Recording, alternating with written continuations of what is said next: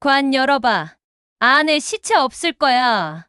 김정자가 드라이버로 마지막 나사를 풀어냈다. 새벽 4시 장례식장은 적막했다. 관 뚜껑이 열렸다. 예상대로였다. 시체는 없었다. 대신 빼곡히 쌓인 보험 계약서, 더미가 그녀를 비웃었다. 피보험자 김성민, 사망보험금 20억 원, 수익자 윤혜진. 피보험자 김성민, 암보험금 15억 원, 수익자 윤혜진. 피보험자 김성민, 상해보험금 18억 원, 수익자 윤혜진. 정자는 떨리는 손으로 서류를 하나씩 넘겼다. 총 6개 보험사, 총액 83억 원. 수익자는 전부 며느리. 서류 맨 아래 붉은 펜으로 휘갈겨 쓴 메모 하나.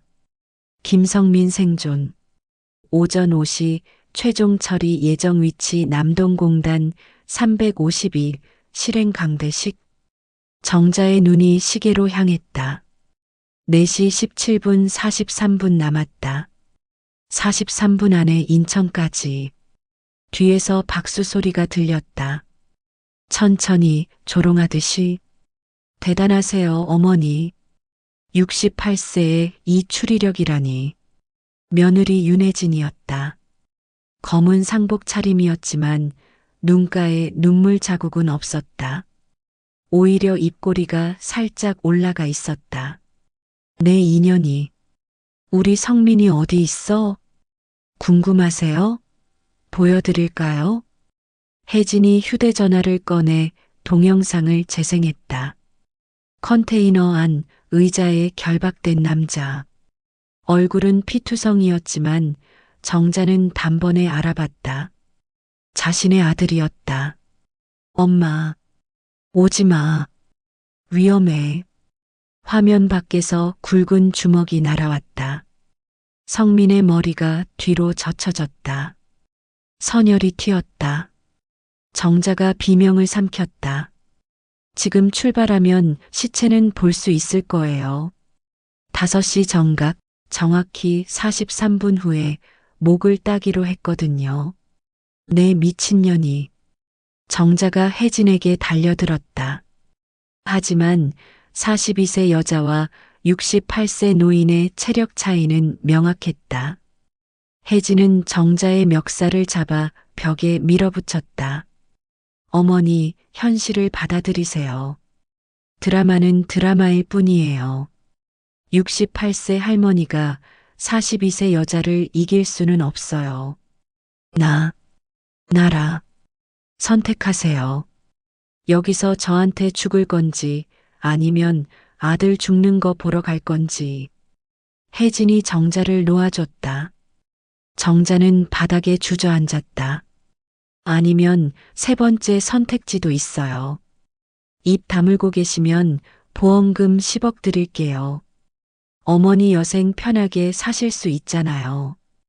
요양원도 최고급으로 보내드리고. 돈 때문에 남편을 죽여? 남편이요? 어머니, 성민 씨는 제 남편이 아니었어요. 그냥 빚더미였죠. 결혼 10년 동안 단 하루도 행복한 적 없었어요. 혜진이 창밖을 바라봤다. 월급 300만 원 중에 사채 이자가 200만 원이에요. 남은 100만 원으로 생활비, 공과금, 식비 다 해결해야 해요. 어머니는 용돈도 안 주시면서 며느리가 왜 이렇게 구두쇠냐 그러시고, 저는 그냥 죽고 싶었어요. 매일. 그래서 성민이를 죽이기로 한 거야? 처음엔 아니었어요. 혜진이 정자를 돌아봤다. 성민 씨가 먼저 제안했어요. 죽은 척하고 보험금 받아서 빚 갚자고. 저도 찬성했어요.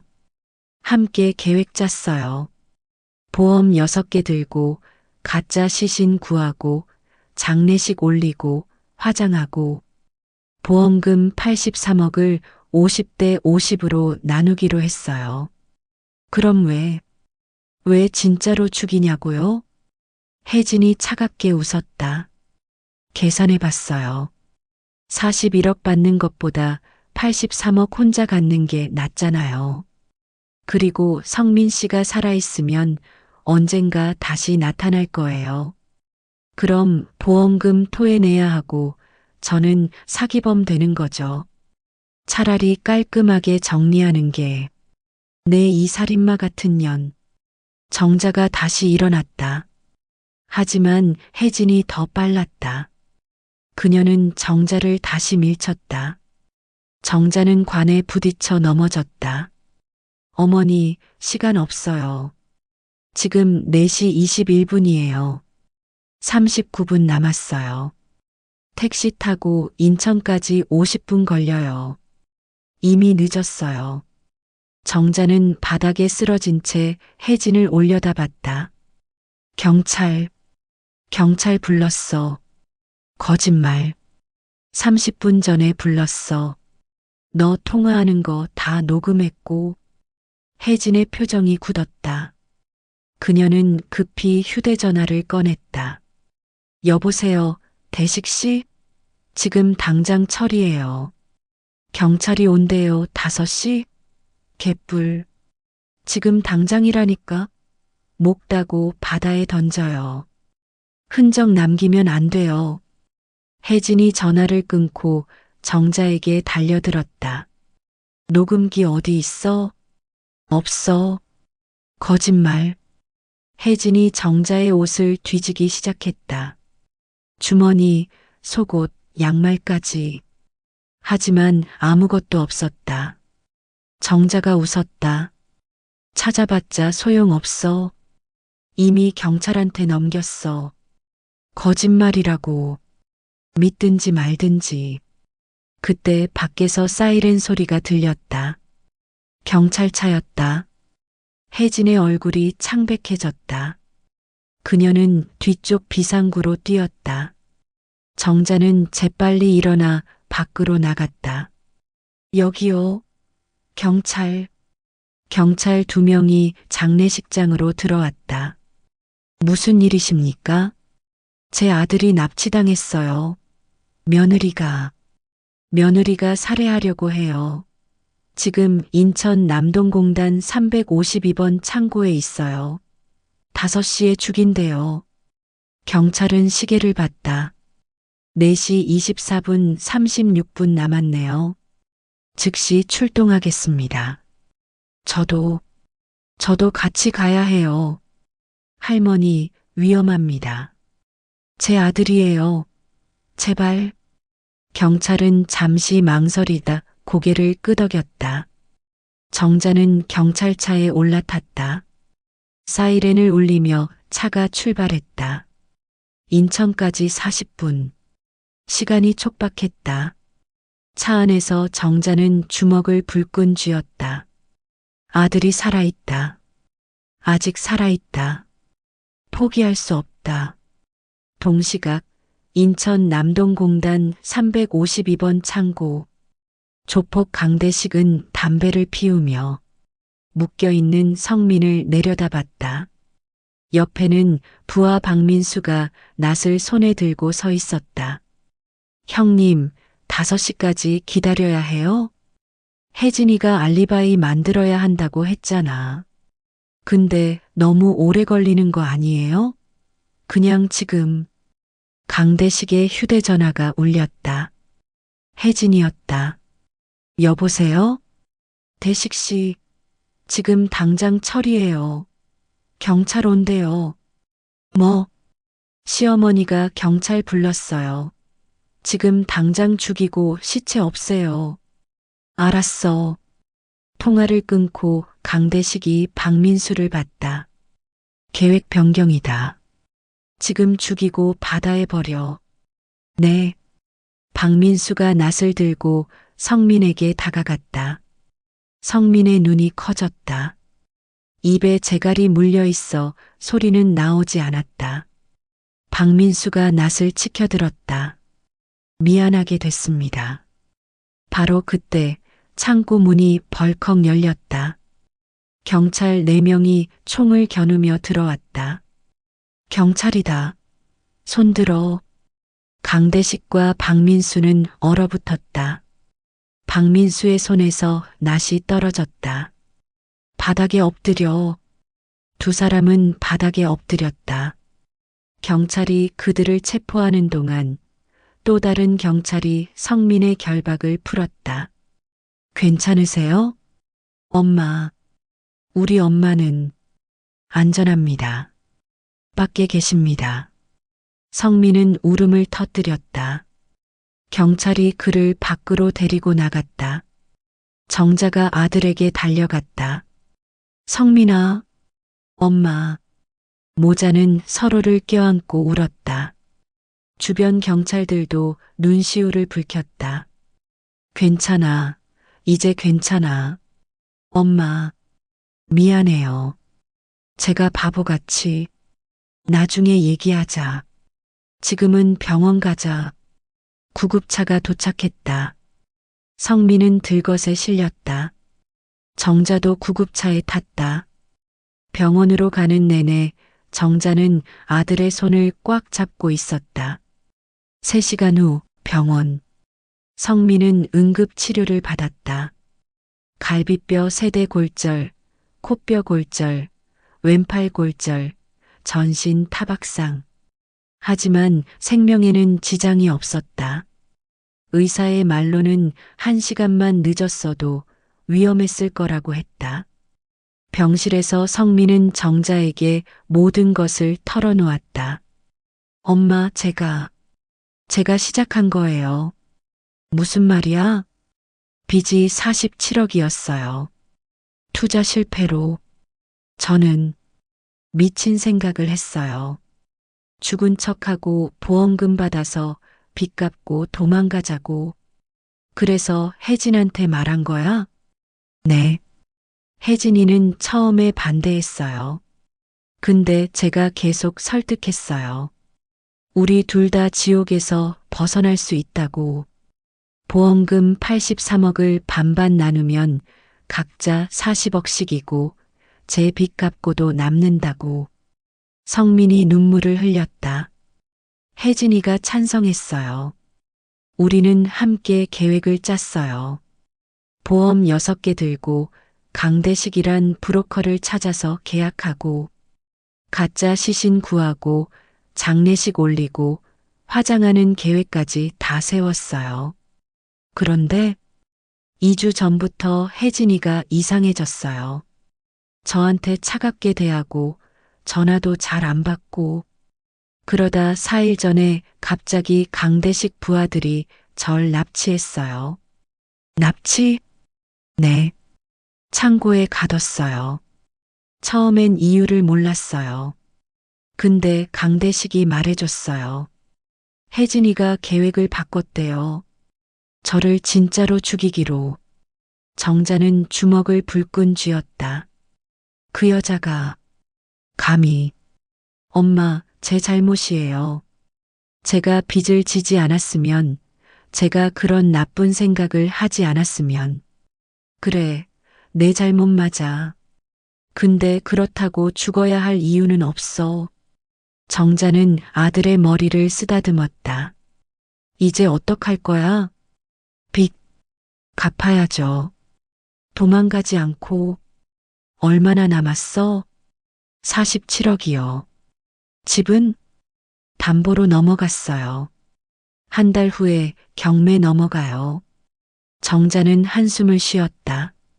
알았어. 집 팔아서 얼마 나와? 한 25억 정도요. 그럼 22억 남네. 내가 가진 돈이 8억 있어. 아빠 보험금이랑 모아둔 거. 그거 쓰면 14억 남고. 엄마, 그 돈은. 닥쳐. 엄마 돈 엄마가 쓰는 거야. 14억은 내가 갚아. 이래서 평생 걸려도 좋으니까 갚아. 엄마, 대신 조건 있어. 다시는 빚 안 져. 다시는 도박 안 해. 다시는 사기 안 쳐. 약속해. 네, 약속할게요. 그때 형사가 병실로 들어왔다. 김성민 씨, 진술 좀 받겠습니다. 네. 성민은 형사에게 모든 것을 말했다. 자신의 계획, 혜진과의 공모, 강대식과의 계약, 모든 것을 형사는 꼼꼼히 기록했다. 김성민 씨도 보험 사기 공모죄로 입건됩니다. 알고 있습니다. 다만 피해자이기도 하니까 참작은 되겠네요. 감사합니다. 형사가 나간 후 정자가 물었다. 감옥 가게 될까? 아마도요. 집행유예는 받을 수 있을 것 같아요. 그래. 그것도 내가 받아들여야 할 뻘이야. 네, 엄마. 2일 후, 혜진은 인천공항에서 체포됐다. 방콕행 티켓을 끊고 출국장으로 가던 중이었다. 가방 속에는 현금 6억 원이 들어 있었다. 보험금 선지급뿐이었다. 경찰서 조사실에서 혜진은 모든 것을 자백했다. 어차피 증거가 너무 많았다. 녹음 파일, CCTV 영상, 계좌 이체 내역, 강대식의 증언까지. 윤혜진 씨, 남편을 살해하려 한 이유가 뭡니까? 돈이요. 돈 때문에 10년 함께한 남편을 죽이려 했습니까? 10년이요? 10년 동안 단 하루도 행복한 적 없었어요. 매일이 지옥이었어요. 혜진은 담담하게 말했다. 월급 300만 원 중에 사채 이자가 200만 원이었어요. 식비, 생활비, 공과금, 통신비 다 합쳐서 100만 원으로 살아야 했어요. 친정 부모님 용돈도 못 드렸어요. 친구들 만날 돈도 없었어요. 옷 한 벌 사는 것도 사치였어요. 그렇다고 살인을. 살인이요? 저는 생존이라고 생각했어요. 혜진이 형사를 똑바로 쳐다봤다. 형사님, 형사님은 한 달에 얼마 버세요? 300만 원? 400만 원? 그 돈으로 빚쟁이들 독촉 전화 받으면서 시어머니 눈치 보면서 남편 바람 피우는 거 모른 척 하면서 살 수 있어요? 남편이 바람을 폈습니까? 피웠죠. 회사 후배랑. 이수진이란 여자. 저는 알고 있었어요. 근데 뭐 어때요? 전 이미 감정이 죽었는걸요. 형사는 잠시 말이 없었다. 그래도 살인은 안 됩니다. 알아요. 그래서 여기 앉아 있잖아요. 후회합니까? 혜진은 잠시 생각했다. 글쎄요. 잘 모르겠어요. 후회한다고 하면 거짓말 같고, 안 한다고 하면 양심 없어 보이고. 솔직히 말해주세요. 반반이요. 50%는 후회하고 50%는 안 해요.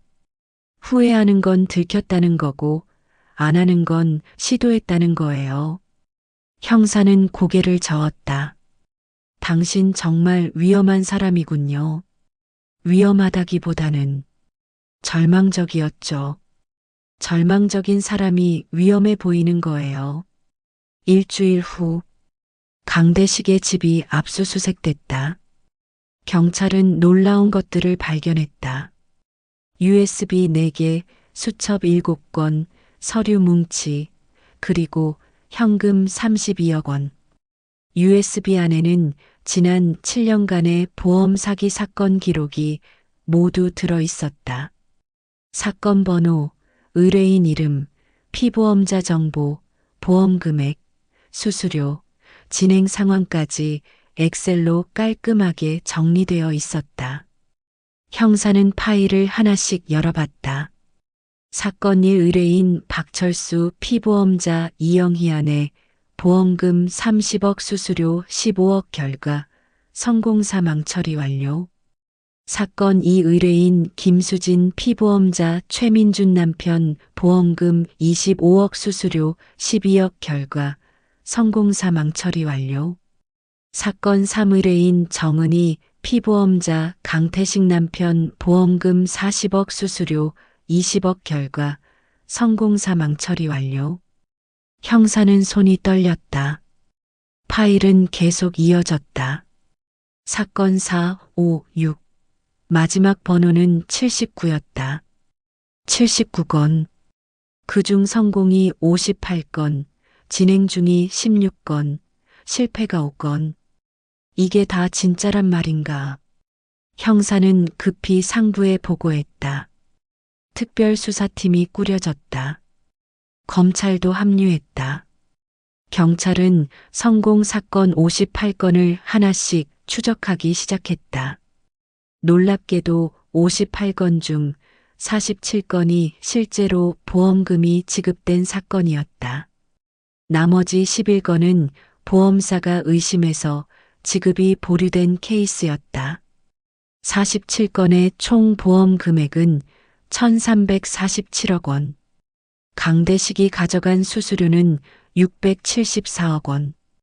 더 충격적인 건 47건 중 23건이 의뢰인 제거까지 완료된 케이스였다는 것이다.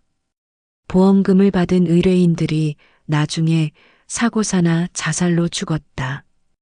강대식 조직이 보험금을 가로채기 위해 의뢰인까지 죽인 것이다. 수천 맨 뒤 페이지에는 한 이름이 적혀 있었다. 회장님 이재혁 10-8xxx-7xxx 주소 서울 강남구 청담동 XXX 회사어주 다오린 베스트먼트 계좌 국민은행 XXX-XXXX-XXXX 형사는 즉시 이재혁을 추적했다. 그는 10년 전까지 중견기업 임원이었다. 하지만 회사가 부도나며 모든 것을 잃었다. 그 후 보험 사기 사업을 시작했다. 2주일 후 이재혁은 제주도에서 체포됐다. 그는 별장에 숨어 있었다. 체포 당시 그는 놀랍게도 차분했다. 오실 줄 알았습니다.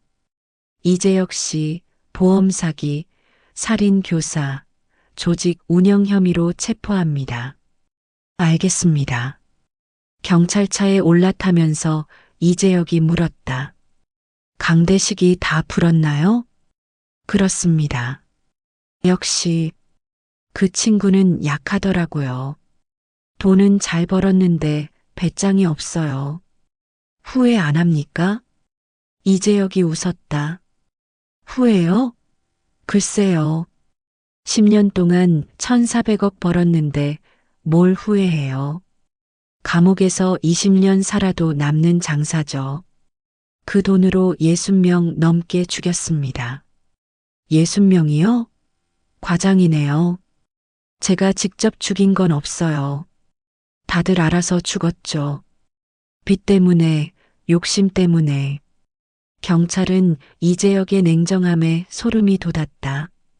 한개월 후, 재판이 시작됐다. 법정에는 이재혁, 강대식, 윤혜진을 비롯해 조직원 43명이 나란히 앉았다. 변호사, 의사, 장례 지도사, 보험 설계사들이 모두 포함되어 있었다. 재판은 3개월간 계속됐다. 증인만 127명이 출석했다. 정자도 증인으로 섰다. 증인, 피고인 윤혜진과는 어떤 관계입니까? 전 며느리입니다. 어떻게 피고인의 범행을 알게 되셨습니까? 직감이요. 직감이요? 네. 며느리가 우는데 눈물이 가짜였어요. 장례식장에서 관을 만졌는데 너무 가벼웠어요. 그래서 확인해 봤죠. 새벽에 혼자 관을 여셨다고요?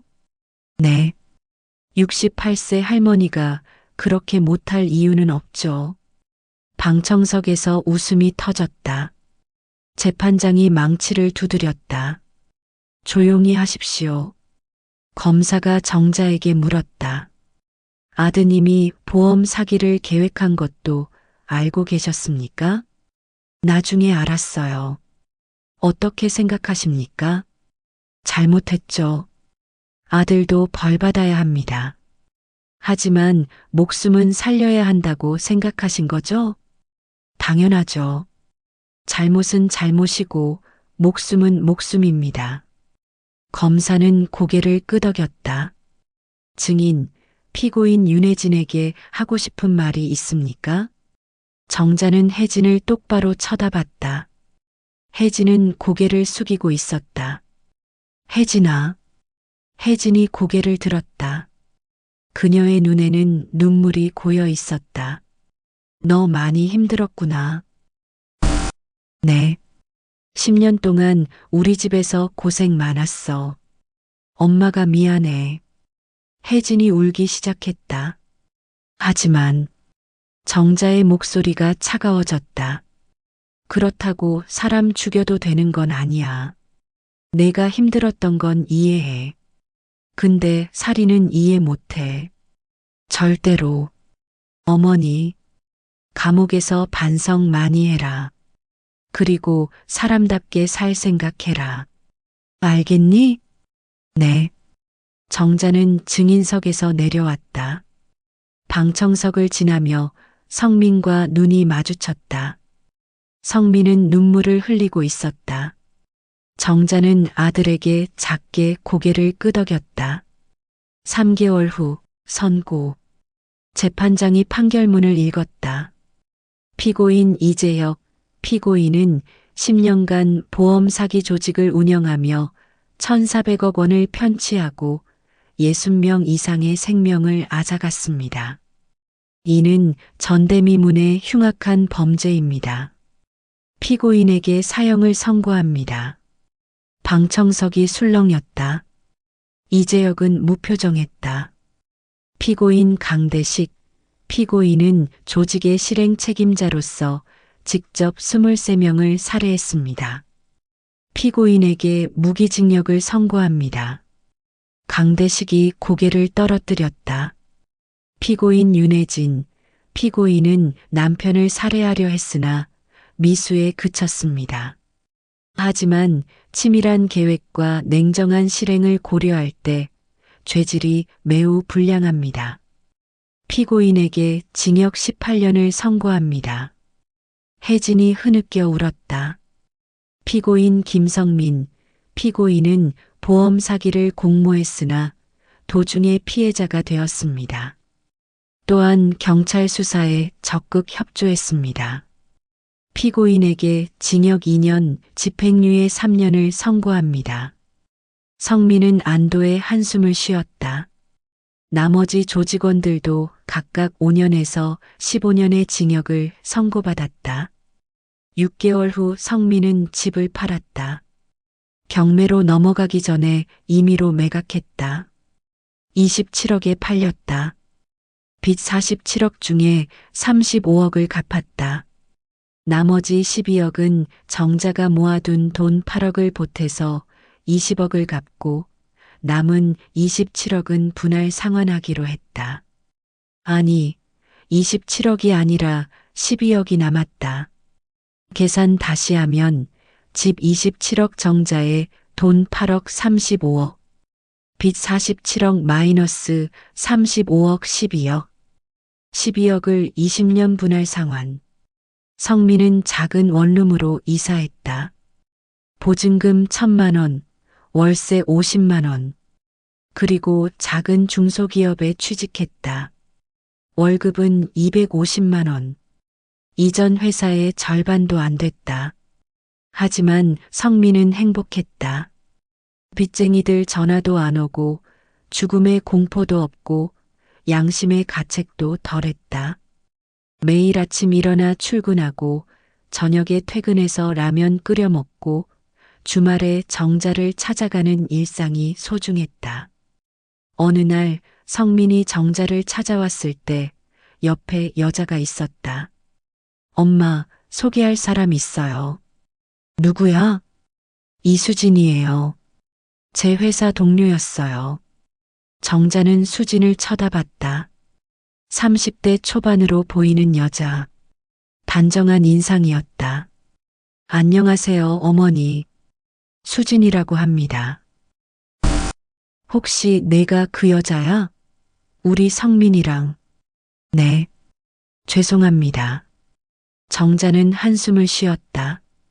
성민아, 너 혜진이랑 이혼도 안 끝났잖아. 다음 달에 확정돼요. 그리고 내가 이 여자 때문에 혜진이한테 들켰던 거 아니야? 맞아요. 제 잘못이에요. 정자는 수진을 다시 봤다. 수진 씨, 우리 아들 빚쟁이였던 거 알아요? 네, 알아요. 아직도 12억 빚 남았어요. 알아요. 보험 사기 전과자예요. 그것도 알아요. 그래도 괜찮아요? 수진이 성민의 손을 잡았다. 네. 과거는 과거예요. 저는 지금의 성민 씨를 사랑해요. 정자는 두 사람을 번갈아 봤다. 진심이야? 네, 어머니. 좋아. 그럼 조건 있어. 첫째, 절대 빚지지 마. 둘째, 서로 거짓말하지 마. 셋째, 손주 빨리 낳아라. 성민이 웃었다. 네, 엄마. 1년 후, 성민과 수진이 결혼했다. 작은 결혼식이었다. 하객은 30명 정도. 화려한 건 없었지만 따뜻했다. 혜진에게도 청첩장을 보냈다. 물론 올 수는 없었다. 하지만 보내는 게 예의라고 생각했다. 혜진에게서 답장이 왔다. 축하합니다. 부디 행복하세요. 저는 여기서 반성하며 살겠습니다. 나중에 출소하면 사죄하러 가겠습니다. 정자는 편지를 읽고 찢어버렸다. 용서는 아직 이르다. 2년 후, 손주가 태어났다. 아들이었다. 3.6kg의 건강한 아기 이름은 김민준. 정자는 민준이를 안고 울었다. 기쁨의 눈물이었다. 우리 민준이. 성민과 수진도 울었다. 세 사람은 손주를 가운데 두고 한참을 웃고 울었다. 엄마 고마워요. 뭐가? 절 포기하지 않으셔서요. 넌 내 아들이잖아. 그날 밤 정자는 혼자 창밖을 바라봤다. 별이 빛나고 있었다. 며느리가 울던 그날이 이제는 먼 과거처럼 느껴졌다. 3년이 흘렀다. 여보. 정자는 하늘을 향해 속삭였다. 우리 손주 봤어요? 예쁘죠? 이름은 민준이래요. 당신 닮았어요. 바람이 불었다. 당신이 그리울 때도 있어요. 근데 아직 갈 수는 없어요. 손주 키워야 하고 아들도 지켜봐야 하고. 정자는 미소를 지었다. 그러니까 조금만 더 기다려요. 제가 할 일 다 끝나면 갈게요. 약속해요. 별이 반짝였다. 마치 대답하듯. 정자는 침대에 누웠다. 긴 여정이었다. 며느리의 배신, 아들의 위기, 조직과의 싸움. 모든 것을 이겨냈다. 이제는 평화다. 정자는 눈을 감았다. 내일은 민준이 100일이다. 준비할 게 많다. 사진관 예약도 하고 음식도 준비하고. 할머니 바쁘게 산다. 정자는 미소를 지으며 잠들었다. 5년 후 민준이는 5살이 되었다. 유치원에 다녔다. 영리하고 착한 아이였다. 성민은 회사에서 대리로 승진했다. 월급은 350만 원으로 올랐다. 수지는 둘째를 임신했다. 딸이었다. 어느 날 정자에게 전화가 왔다. 교도소에서였다. 여보세요? 어머니, 저 혜진이에요. 정자는 잠시 말이 없었다. 왜 전화했어? 다음 달에 출소해요. 형기의 3분의 1을 채워서 가석방이 나왔어요. 어머니, 찾아뵈러 가도 될까요? 사죄하고 싶어요. 정자는 한참을 생각했다. 오지 마. 우리는 이제 남이야. 어머니, 내가 우리 앞에 나타나면 성민이가 힘들어해. 그냥 내 인생 살아. 새로 시작해. 하지만 그게 진짜 사죄야. 우리 앞에서 사라지는 게. 알겠습니다. 전화가 끊겼다. 정자는 한숨을 쉬었다. 용서는 어렵다. 아직도 어렵다. 그날 저녁 정자는 성민에게 말했다. 혜진이가 다음 달에 출소한대. 네. 저도 연락 받았어요. 만날 거야? 아니요. 만나지 않을 거예요. 잘 생각했어. 혜진이한테는 미안하지만 저는 이제 수진이랑 아이들이 있어요. 과거는 과거로 남겨두는 게 맞는 것 같아요. 그래, 잘 생각했어. 7년 후, 정자는 이제 75세가 됐다. 여전히 건강했다. 민준이는 초등학교 2학년이 됐고, 딸 민서는 3살이 됐다. 어느 날 정자는 길을 걷다가 한 여자와 마주쳤다. 50대 초반으로 보이는 여자. 수척하고 피곤해 보였다. 정자는 그 여자를 알아봤다. 혜진이? 여자가 놀라 돌아봤다. 혜진이었다. 어머니, 여기서 뭐해? 이 근처에서 일해요. 세탁소에서. 그래. 둘은 잠시 어색하게 서 있었다. 어머니, 성민 씨는 잘 지내시죠? 잘 지내. 재혼했어. 알아요. 소식 들었어요. 손주도 둘 있어. 그렇군요. 다행이에요. 혜진의 눈에 눈물이 고였다. 어머니, 정말 죄송해요. 제가. 됐어. 다 지난 일이야. 하지만, 혜진아. 정자가 혜진의 손을 잡았다. 너도 이제 새로 시작해. 과거에 얽매이지 말고. 알았지? 네. 힘들면 언제든 전화해. 내가 도와줄 수 있는 건 도와줄게. 어머니. 혜진이 울기 시작했다. 정자는 그녀의 등을 토닥였다. 울지 마. 이제 그만 울어. 감사합니다. 정말 감사합니다. 정자는 혜진을 놓아주고 걸어갔다. 뒤돌아보지 않았다. 용서는 했다. 하지만 잊을 수는 없다. 그것으로 충분하다. 10년 후, 정자는 이제 78세가 됐다. 민준이는 중학생이 됐고, 민서는 초등학생이 됐다. 성민은 회사에서 부장이 됐다. 빚도 다 갚았다. 어느 일요일 온 가족이 모여 밥을 먹었다. 정자, 성민, 수진, 민준, 민서. 5명이 둘러앉아 웃고 떠들었다. 할머니, 오늘 학교에서요. 민서가 신나게 이야기했다. 정자는 미소를 지으며 들어주었다. 그래. 그래서 제가 1등 했어요. 우리 민서 대단하네. 식사가 끝나고 정자는 혼자 베란다에 나왔다. 석양이 지고 있었다. 아름다웠다. 여보. 정자는 하늘을 향해 속삭였다. 며느리가 울던 그날 기억나요? 그날 우리 아들이 살아 있었어요. 그리고 지금도 잘 살고 있어요. 바람이 불었다. 당신이 보고 싶어요. 근데 아직 갈 수는 없어요. 손주들이 아직 어려요. 정자는 미소를 지었다. 조금만 더 기다려요. 조금만. 그날 밤 정자는 꿈을 꿨다. 남편이 나왔다. 젊은 시절의 모습으로. 여보. 응. 수고했어. 뭐가?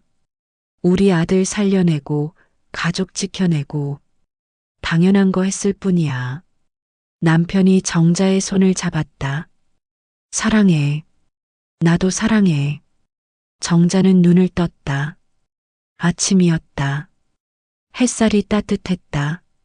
며느리가 울던 그날은 이제 완전히 과거가 됐다. 10년이 흘렀다. 긴 여정이었다. 하지만 이겼다. 사랑으로. 정자는 일어나 아침을 준비했다. 오늘도 살아야 한다. 손주들을 위해, 아들을 위해, 그리고 자신을 위해. 좋은 아침이야. 정자는 미소를 지으며 하루를 시작했다.